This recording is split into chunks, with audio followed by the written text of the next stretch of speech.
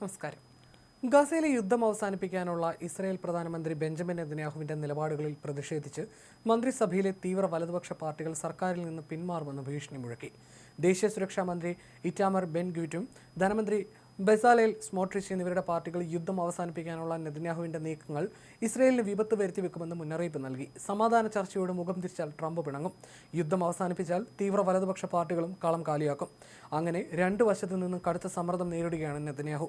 Israel രാഷ്ട്രത്തിന് ഏറ്റവും വലിയ വിപത്ത് വരുത്തിവെച്ച തീവ്രവാദ സംഘടനയായ ഹമാസിനെ പുനരുജ്ജീവിപ്പിക്കുന്ന ഒരു സാഹചര്യത്തെയും ഞങ്ങൾ ഒരു കാരണവശാലും അംഗീകരിക്കാനാവില്ലെന്ന് ഇറ്റാമർ ബെൻ ഗുർ പറഞ്ഞു.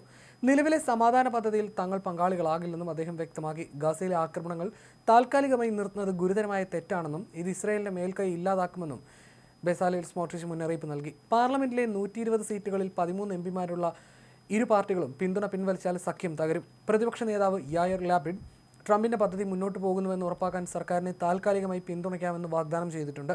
ഇതിന് പകരമായി നെതന്യാഹുവിന് തിരഞ്ഞെടുപ്പ് തീയതി നിശ്ചയിക്കാമെന്നും അദ്ദേഹം നിർദ്ദേശിച്ചു. യുദ്ധം അവസാനിപ്പിക്കാൻ നെതന്യാഹു വളരെയധികം വിട്ടുവീഴ്ചകൾ ചെയ്തതായിട്ടാണ് മന്ത്രിസഭയിലെ സഹപ്രവർത്തകരുടെ ആരോപണം. തീവ്ര വലതുപക്ഷ പാർട്ടികൾക്ക് സ്വാധീനമുള്ള സഖ്യ സർക്കാർ കാലാവധി പൂർത്തിയാക്കില്ലെന്ന് രാഷ്ട്രീയ നിരീക്ഷകർ പ്രവചിക്കുന്നു. അടുത്ത തിരഞ്ഞെടുപ്പ് 2026 നടക്കാനിരിക്കെ സർക്കാർ പ്രതിസന്ധിയിലായേക്കും.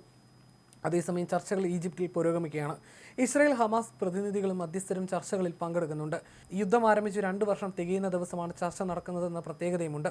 ഗസയിലെ ജനങ്ങളുടെ അഭിലാഷങ്ങൾ സാധിക്കുന്ന തരത്തിൽ ഒരു കരാറിലെത്താൻ എല്ലാ തടസ്സങ്ങളെയും മറികടക്കാനാണ് പ്രതിനിധി സംഘം ശ്രമിക്കുന്നതെന്ന് ഹമാസ് വക്താവ് ഫവ്സി ബാർഹോം അറിയിച്ചു.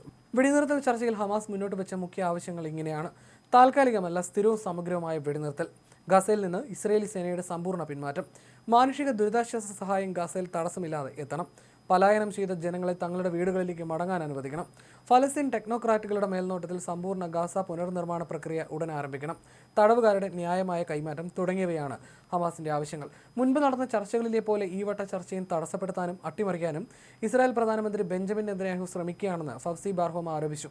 ഗസയെ തകർക്കാൻ സൈനിക ശക്തിയുടെ ക്രൂരമായ പ്രയോഗവും സമ്പൂർണ്ണ അമേരിക്കൻ പങ്കാളിത്തവും ഉണ്ടെങ്കിലും വിജയത്തിന്റെ വ്യാജ പ്രതിച്ഛായ നേടിയെടുക്കാൻ ഇസ്രായേലിന് സാധിക്കില്ലെന്ന് ഹമാസ് വക്താവ് അവകാശപ്പെട്ടു.